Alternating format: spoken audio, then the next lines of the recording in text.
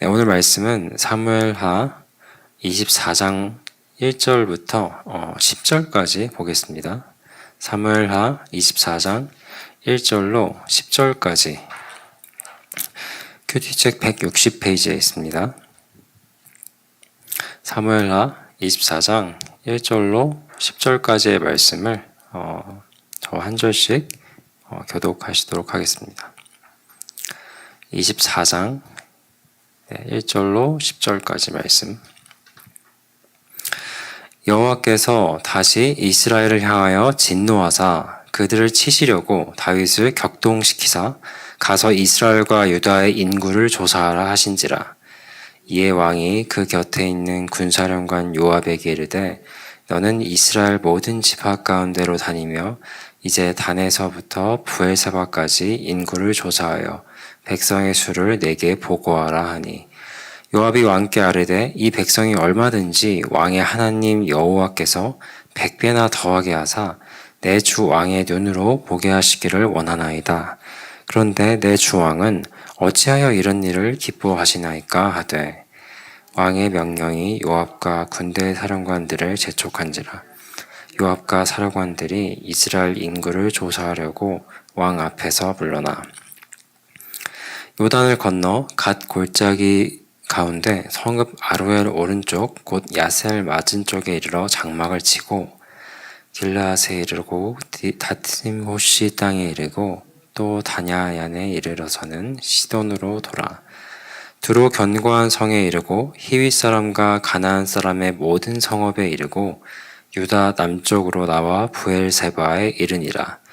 그들 무리가 국내를 두루 돌아 9달 20날 만에 예루살렘에 이르러 요압이 백성의 수를 왕께 보고하니 곧 이스라엘에서 칼을 빼는 담대한 자가 80만 명이요 유다 사람이 50만 명이었더라. 함께 읽겠습니다. 다윗이 백성을 조사한 후에 그의 마음에 자책하고 다윗이 여호와께 아뢰되 내가 이 일을 행함으로 큰 죄를 범하였나이다. 여호와여 이제 간구하옵나니 종의 죄를 사하여 주옵소서. 내가 심히 미련하게 행하였나이다 하니라. 아멘. 네, 사무엘하 21장으로 24장까지는 이 시대와 장르가 많이 섞여 있다고 말씀드렸었죠.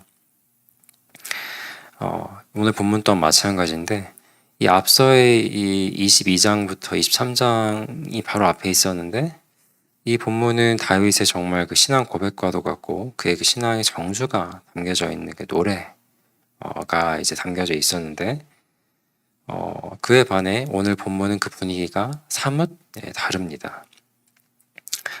앞서의 그런 감동적인 부분들을 우리가 이제 채 다 잊지 않은 그 마음이 아직 다 사라지지 않은 지금 오늘 본문은 그 분위기가 완전히 다르게 시작되고 있는 것을 볼 수가 있어요. 1절을 보면 이 하나님께서 이 진노하시고 있는 이 하나님의 진노로 시작되고 있는 것을 우리가 볼 수가 있죠. 그다음에 하나님께서 왜 이렇게 진노하시는 이 가운데 오늘 말씀이 시작하고 있는 것일까 궁금하지 않을 수가 없습니다. 이 오늘 본문 가운데 그 모든 것들이 다 이유가 드러나 있는 것은 아니기 때문에 우리가 완전하게 그 이유를 알 수는 없지만 그러나 이 사무엘서의 말씀들을 우리가 생각하고 그동안의 그 많은 이야기들을 되새겨 볼 때 어느 정도 유추해 볼 수가 있는데요. 이 그동안의 이 사무엘서의 말씀은 다소 이 인물 중심적인 이야기들이 많이 있었습니다. 사울 왕이라든지 그리고 이 하나님께서 정말 이 사무엘서를 통해서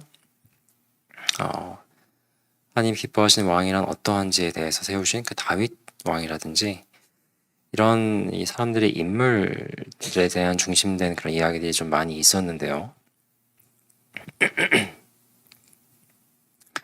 이들의 어떤 그런 신앙이나 또 어떤 이 하나님 앞에서의 그 범죄함이라든지 그런 모습들 가운데 하나님께서는 늘 분명하게 반응해 주시고 그럴 때 그들의 어떠함이나 그들의 어떠한 그 삶의 모습들이라든지 그런 죄악들에 있어서 하나님께서 또한 징계하시고 분명한 반응들을 또한 보여주셨던 것을 우리가 이 사무엘서를 통해서 쭉 보게 되었는데,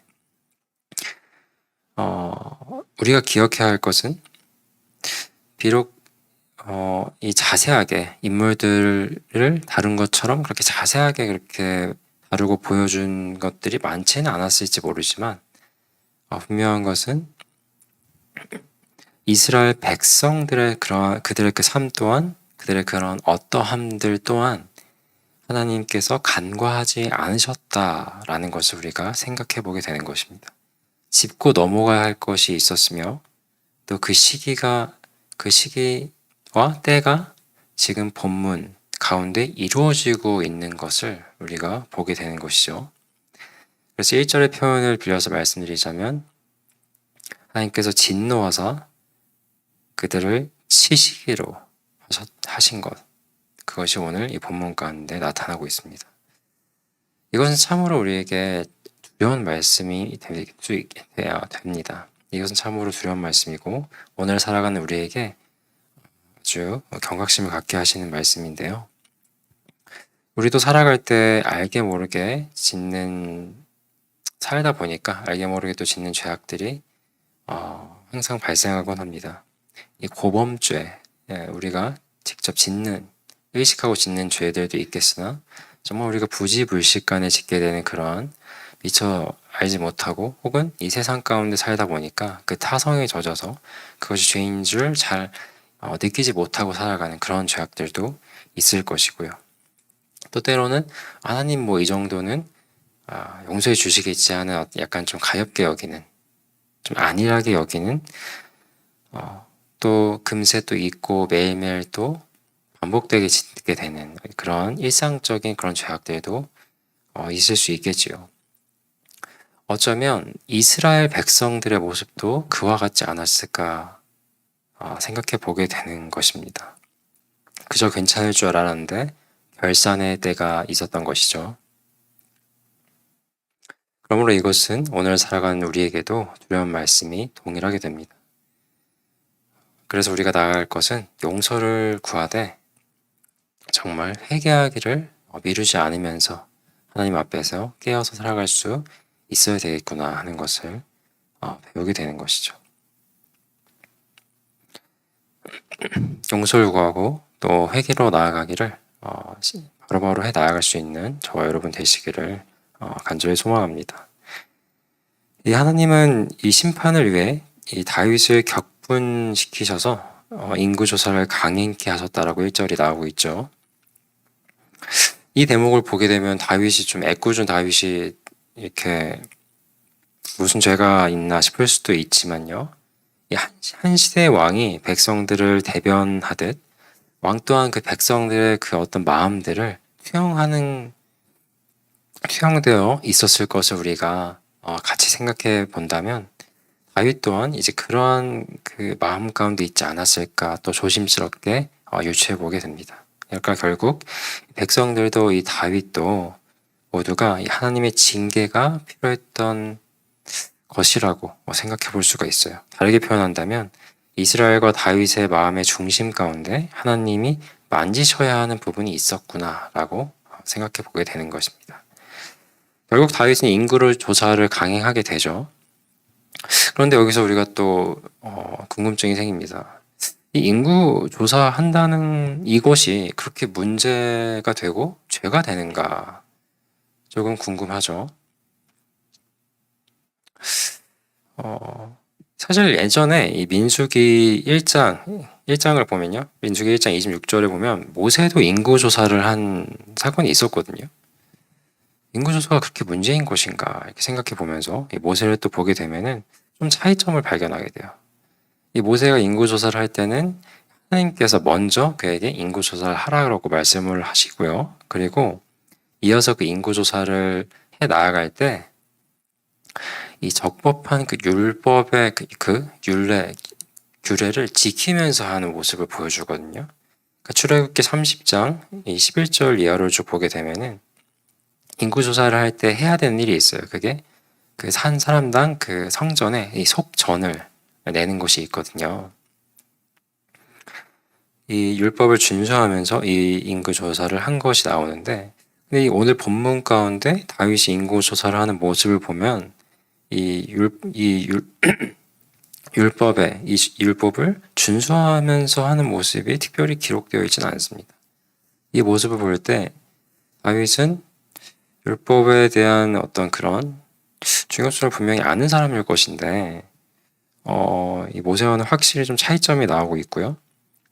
그 인구 조사하는 그 과정 자체도 제대로 이루어지지 않았구나라는 것을 우리가 보게 되는 것이죠. 그런데 이것이 그렇게 간단한 문제는 아니었습니다. 율법을 준수하면서 인구 조사라는 것 자체가 율법의 조항으로 그것을 정해져 있는 바가 있는데도 그만큼 중요하다는 뜻인데, 그렇게 하지 않았다는 것은 그 율법을 주신 하나님, 그죠? 하나님이 주신 말씀인데 그 하나님을 먼저 생각하지 않은 모습으로 비추어져요.